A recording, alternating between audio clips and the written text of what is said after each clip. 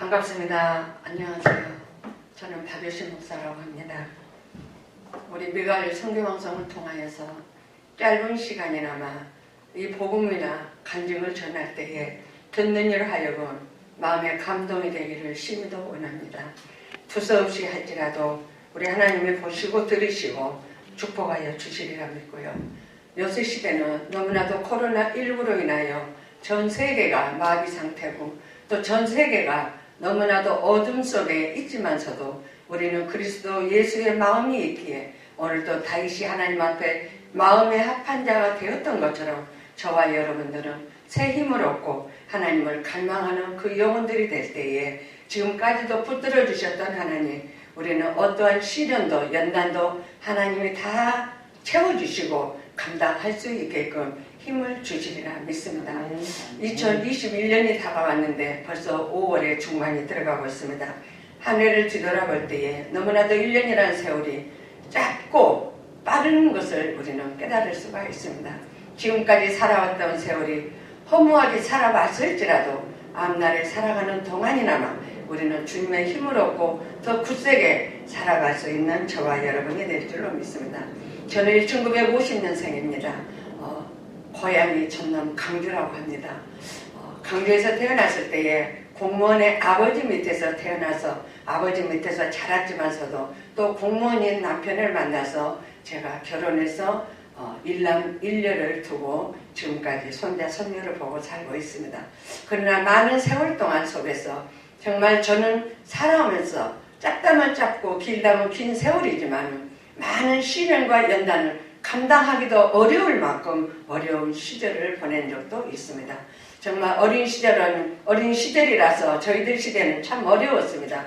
그래도 어려운 그 시절을 어려운지 모르고 잘 지내고 살았다가 결혼한 후에 남편 밥이 따뜻하잖아요. 공무원이었고 편안했고 군인이라는 남편을 만나서 참 그래도 짧은 세월을 멋지게 재밌게 잘 살았습니다.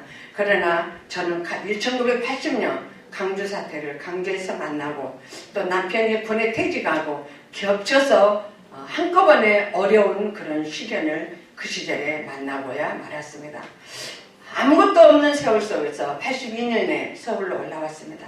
1982년에 올라와서 정말 아무것도 없는 방에서 월세방에서부터 시작하여서 그 어린이들을 정말 두 남매를 데리고 살면서 너무나도 하루 세끼 먹고 살기도 힘들었던 그 시절을 그건 한 13년, 15년 가까이를 보냈다고 할까요? 참 지금 간증이지만 너무나도 아픈 시절이었고 너무나도 힘들었던 그 시절이었는데 그래도 아무튼 하나님의 보호하심 따라서 지금까지 살고 있답니다. 제가 서울 와서 그래도 믿음이 있었기에 정말 열심히 기도하고 열심히 신앙생활하고 간절히 찾는 분은 오로지 하나님 한 분이었기에 정말 그 시절을 잘 극복하고 넘겼지 않았나 싶습니다. 잘 산다고 잘 살았지만은 열심히 믿음 생활한다고 살았지만은 저의 시련은 차고 넘치는 거예요. 해가 지나면 좀 나아지겠지 하면 또 차고 나면 그 시절이고 또 눈 떠보면 그 시절이고 참 그런 눈물 겪은 시절을 보냈다는 것을 여러분 앞에 고백을 합니다. 1987년이 됐는데 87년이라는 세월에 저는 갑자기 암이라는 사형 선고를 받았습니다. 지금은 마음도 많고 좋은 병원도 참 많았습니다. 그러나 저 같은 시절에는 87년에는 서울에서 암을 치료한다는 병원이 그렇게 흔치를 않았다요. 흔치를 않은 그 상황 속에서도 이리저리 병원 다니면서 그 암에서 암투병에서 한번 살고자 몸부림을 쳐봤고 또 나가서 서울 구로구 고대병원에서 암 선고를 받는데 저는 3개월의 사형 선고를 받았습니다. 그 시절에 제 나이가 그때 당시에 37살이었습니다. 어린 남매가 초등학교 2학년, 초등학교 5학년 그 남매를 두고 죽을 수밖에 없는 그 3개월이라는 사형 선고가 제 가슴에 뭉쳐있고 너무나도 엉짱이 무너지는 아비캄캄한 그 시절을 만났지만서도 기댈 곳은 오로지 주님 한 분이었기에 하나님 한 번만 살려주십시오. 한 번만 살려주십시오. 라고 고백했던 그 눈물 어린 그 기도가 얼마나 가슴이 아팠고 지금 생각해보니까 너무나도 암담하여서 남이 보면 창피할 젊은 나이에 화장실 가서 나 만드는데 운다고 온 힘을 다해서 입 다 틀어막고 엉엉 울고 화장실 그 변기통에 앉아서 그냥 그 쏟아지는 눈물을 감당할 길이 없어서 제가 한없이 울었지만서도 운다고 해결될 일은 아니고 하나님 앞에 하나님 희숙이는 15년을 살려주셨는데 저도 10년만 살려주세요. 거기서 저는 5년을 삭감했습니다. 기도 중에. 희숙이 왕은 왕의 자격으로 15년을 연장해 주셔서 살았지만 하나님 저 10년만 살려주시면 저는 한이 없겠습니다. 왜냐? 저희 애들이 너무 어렵기 때문에 10년을 지나고 나면 걔네들이 청년이 되잖아요. 그러면 저는 죽어도 걔들을 두고 눈을 감을 수가 있겠다라는 생각에 정말 10년을 기도하고 나왔습니다. 87년에 나왔는데 지금까지 살고 있어요. 그러면 87년이니까 지금 나이가 70이 넘었는데 얼마나 오래 살고 있어요. 저는 히스기야 왕보다 더 복을 받은 사람이라고 혼자 자부하고 살고 있습니다. 제 인생은 이렇게 시작이 됐는데요. 정말 이 아주 평범하였던 주부가 어린 자식들만 키워야 되고 남편 돌봐야 되고 가난해도 어쩌든지 먹고 살아야 된다는 그 집념 아래 서울에 올라와서 정말 안 해본 것 없이 저도 다 해봤습니다. 정말 뭐 창피하기도 하지만은 정말 나머지 도적질만 안 했지 저도 밑바닥까지 가서 정말 꾹꾹 기는 세상을 애들을 밥 안 굶기려고 그렇게 살아온 적이 있었습니다.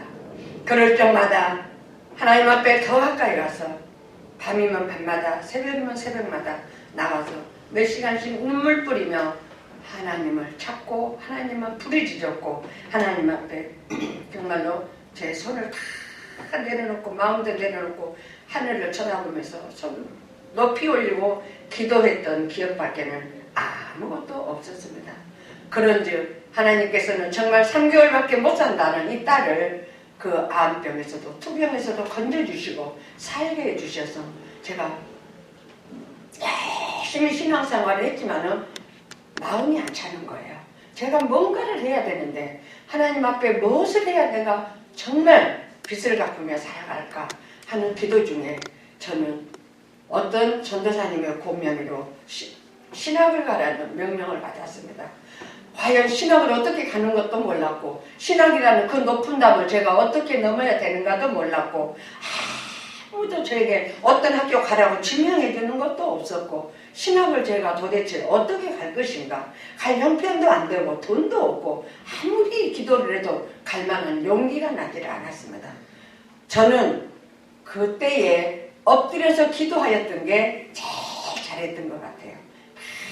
그냥 오살리 기도 가서 금식기도 하고 또 내려와서 또 하나님 앞에 부르짖고 또 하고 또 가야지 말아야지 그 싸우는 신학교 가야 되겠다라는 싸움에서 4년을 몸부림쳐 왔습니다. 그럼 하나님 제가 하나님이 내 손바닥에다 신학자 2자만 써주시면 저는 2만 안 오고 가겠습니다 라고 기도불에서 기도하고 나왔습니다. 근데 하나님은 손바닥에다 써줄 리가 있습니까? 안 써주시더라고요. 왜 눈을 뜨고 보니까 신학자 그 2자가 없길래 또 안 갔어요. 또 안 갔어. 왜 저도 고집 세잖아요. 안 가서 결국은 4년 지나고 5년 되던 해에 방배동에 있는 기독신학을 어떻게 하나님이 착해서 거기를 가게 됐습니다. 그래서 제가 그 방배신학을 졸업을 하고 전도사가 되어서 열심히 전도하고 정말 하나님 앞에 몸부림을 치면서 있는 사역 없는 사력을 다해서 최선을 다해서 공부를 마치고 열심히 신방전도사로 뛰어다니면서 일을 하였습니다. 전도사로 시키기 전에 저는 집사 때부터 하나님이 특명을 주셨나 봐요. 아주 신방하기를 좋아했어요. 그래서 저 아침만 딱 식사하고 먹고 나면 방 안에 화장 딱 하고 청소 딱 해놓고 신방 가방 옆에 딱 들고 대기 5분 대기죠. 여러분 5분 대기라고 뭔지 모르시죠? 군대에서 써먹는 그 말씀이에요. 딱 기다리고 있으면 여지없이 교구 전도사님이 전화가 와요. 박 집사 나하고 신방 가자. 그러면 예! 가겠습니다 하고 3분 내로 뛰어가요. 교회 앞에 살았으니까. 그래서 하루 종일 전도사님하고 신방을 합니다.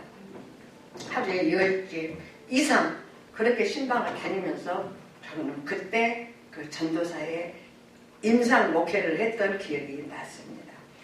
제가 전도사 되어서 신학을 졸업하고 전도사 첫 발령을 받았는데 그때 배웠던 것이 있기 때문에 아주 원활하게 참 인기 짭으로 정말 전도사 너무 멋지게 잘했어요.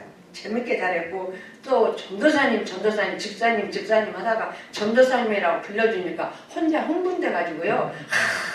열심히 하지 하고 얼마나 달려다니면서 멋지게 야무지게 전도사 생활을 참 잘했다고 생각을 했는데 하나님께서 강조사 고시 또 강조사 대학원 가게 하고 해서 오늘날의 목사까지 만들어 놓으시더라고요. 암에서 몸부림을 치고 살아났더니 하나님께서 한 단계 업그레이드 시켜서 정말 대학원까지 가게 하고 목사를 만들어 놓으셨는데 하나님 앞에 최선을 다해야 되는데 뭘 가지고 최선을 다하겠습니까? 하나님이 주시는 영감과 하나님이 주시는 순종밖에는 없더라고요.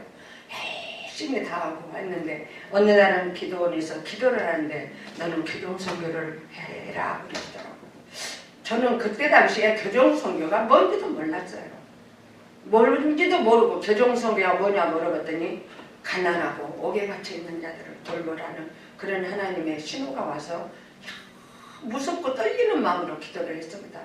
안양 갈매산 기도원에 기도굴에 들어가서 밤새도록 7시간 8시간 무릎이 닳도록 기도하면서 하나님 저 같은 사람이 그런 높은 일을 어떻게 합니까? 그런 무서운 일을 어떻게 합니까? 저는 무서워서 교도소 못 가요. 교도소 성교 못 해요. 그랬더니 하나님의 음성을 주시는 거예요. 정성을 다하여서 너 마음을 다하여서 나 여호와를 섬겨라. 그 말씀을 주실 때에 그럼 하나님이 하시게 하신다라는 것을 저에게 영감을 주셔서 그때부터는 열심히 몸부림을 주고 제가 91년도부터 교도소에 면회 다니면서 그 사형수들하고 자매를 맺어서 교도소 선교를 하기 시작하였습니다. 처음에는 문서 편지를 했어요. 편지만 하고 또 나가서 교도관님들이 저한테 그 자매를 맺어주시면 그분하고 자매를 맺어서 일주일에 한 번, 일주일에 2번 그렇게 신방을 해요. 교도소 면회 가서. 그래서 오늘날까지 그 선교를 하고 있는데 저에게는 그들의 편지가 지금도 수천 통이 있지만은 편지를 읽을 적마다 얼마나 새롭고 얼마나 감동이 되고 멋진 그런 선교 사역인들을 그때 당시는 몰랐지만 지나놓고 보니까 너무 멋진 사역이더라 이겁니다. 사랑하는 우리 동역자 여러분, 우리는 하나님께서 맡겨주신 사명이 각자의 그릇이 다르고 각자의 달란트가 다르지만 하나님께서 주시는 그 사명을 최선을 다해서 감당할 때에 우리들의 운명이 달라지고 또 하나님께서 우리들의 가는 길과 목적이 정말 한결같이 하나님께서 원하는 길로 걸어가게 되더라 이겁니다. 정말 지금까지도 이 선교를 저는 하고 있습니다. 나가서 정말 우리는 힘들고 어려운 남이 안 하는 그 선교지만은 하나님의 이름으로 몸 바쳐 마음 바쳐 일을 할 때에 하나님께서는 우리의 축복의 통로를 열어주시는 것을 봤습니다. 그래서 제가 지금 2번째 책을 발간을 했는데요. 행복의 출발점이라는 책을 보면은 첫 만남도 중요하고 너무나도 하나님 만난 것이 첫째 만남이었지만 우리 인생은 2번째예요. 여자는 남편 만나는 게 2번째고 또 애들은 부모님을 만나는 게 3번째 아닙니까? 근데 저는 교도소 사역을 하면서 첫 번째 만남이 사람을 2명을 죽인 살인 사형수를 죄하고 자매가 맺어줬어요.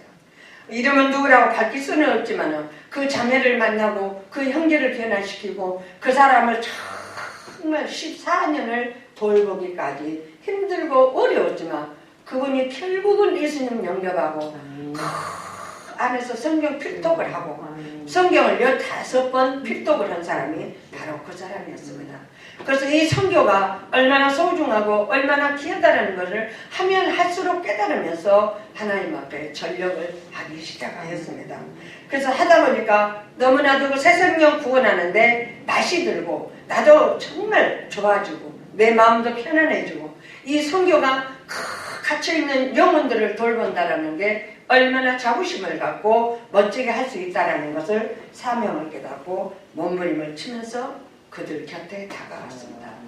그들 곁에 다가갔을 때는 사람은 미워도 죄는 용서할 수 없다고 사람이 죄를 짓고 가면 이 나라 법으로 따라서 법에 다 자기 죄값을 받습니다.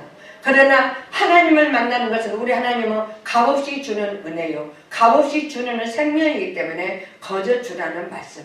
우리가 가지고 있는 하나님의 사랑을 거저 그들에게 줄 수 있는 그런 마음의 아량을 가졌을 때에 그들은 한마디 말에 녹아지고 한 통의 편지에 녹아지는 것을 저는 뼈저리게 느꼈습니다. 밤 2시까지 볼펜으로 편지를 다 쓰고 나면은 지금도 이 매듭이 있지만은 볼펜 자국으로 매듭이 굳어가지고 나중에는 너무너무 아파서 글을 쓸 수가 없을 정도로 하나님 앞에 사력을 다해본 적도 몸부림을 치면서 했다고 볼 수가 있겠습니다. 우리는 좌절하는 사람을 기쁘게 해드리고 또 나가서 우리 주님께서 말씀하신 것처럼 내가 의인을 구하러 오는 것이 아니라 나는 죄인을 구하러 왔다고 말씀하신 것처럼 우리는 다 죄인이었지만 어쩔 수 없이 그들과 나와의 옷 색깔만 다르다는 뿐이다라는 것을 깨닫고 그분 곁에 다가가서 편지와 사랑으로 예수님의 복음을 전하면서 그들이 그 자리에서 변화가 되고 그 뜨거운 눈물을 쏟으면서 목사님, 저는 이제부터는 살아납니다. 목사님, 이제부터는 저는 새 생명 얻었습니다. 라는 그런 굳건한 말씀을 들을 때마다 감동을 안 받을 수가 없었다고 고백을 하겠습니다. 사랑하는 여러분요, 우리는 다 회개 속에 살아갑니다. 회개는 물레방아 도는 것처럼 늘 돈다고 그랬습니다. 물레방아가 하루 종일 돌아도 그 속에서 물만 돌잖아요. 그러지만 그 물 도는 그 사이에 그 물이 얼마나 맑아지고 예쁘고 깨끗하고 좋아집니까? 마찬가지로 우리들의 복음 속에는 아무리 정말 그들에게 회개하라 해도 소용이 없지만 예수님의 사랑이 들어간다는 그 마음속에 회개가 들어가고 자동적으로 회개하라 소리 안 해도 그들은 더 잘하고 더 하나님 앞에 뜨겁게 다가가는 것을 볼 수가 있습니다. 사랑하는 여러분요, 이 교도소 선교가 말은 쉽죠. 교도소 선교 돈 있으면 갈 거야, 떡이 주면 갈 거야. 그게 아니죠. 우리는 떡이 문제가 아니고 돈이 문제가 아니라 그들의 심령을 녹여야 된다는 것 때문에 우리는 거기를 찾아가서 그 시간을 아끼면서 잠깐의 면회하는 시간 10분, 그 짧은 시간, 면회하는 시간 길어봐야 15분, 집회 가면은 1시간 반, 1시간, 그 숫자를 가지고 얼마나 풍부하게 살아왔던 그 시절들이 행복하고 보람이 있었나 그런 것을 느껴봅니다. 여러분요, 우리는 사람은 다 똑같습니다.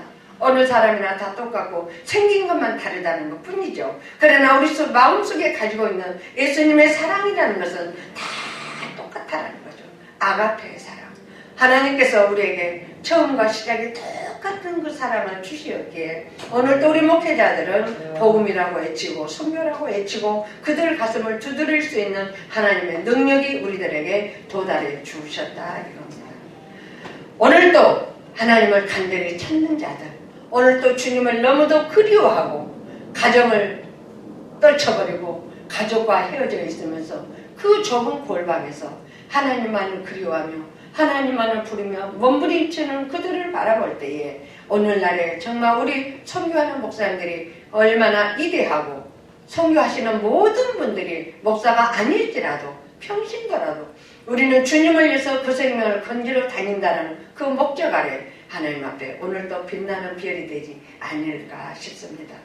우리는 정말 주님이 부르시는 그날까지 하나님 앞에 몸부림을 칠 때에 하나님은 결단코 저와 여러분에게 승리의 계가가 있을 것이고 영적인 하나님의 언약궤를 매게 하셨던 것처럼 다윗이 언약궤를 메고 갈 때에 힘들고 어려웠지만 하나님의 성소 하나를 짓기 위해서 자기 목숨을 바치고자 원하였던 다윗처럼 우리도 오늘 이 시대에 어렵고 힘들지만은 하나님 앞에 몸부림쳐 가고자 할 때에 하나님 우리를 아름답게 해와 같이 빛나게 해주시리라 믿습니다. 감사합니다.